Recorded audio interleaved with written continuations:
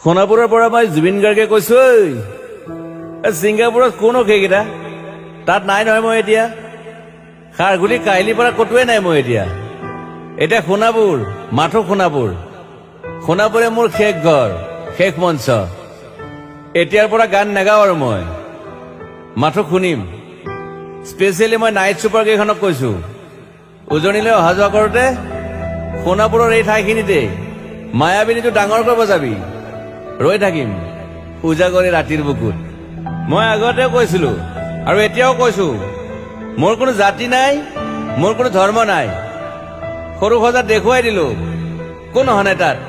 ব্ৰাহ্মণ কলিতা আলী ৰহমান ডেকা বড়ো ৰাভা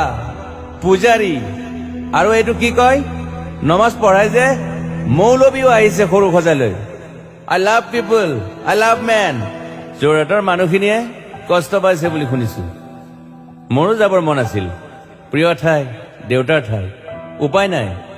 পলম হলে শৰীৰটো কষ্ট পায় বাকী গৰিমা আৰু দেউতাই গুৱাহাটীতে থকাটো বিচাৰিলে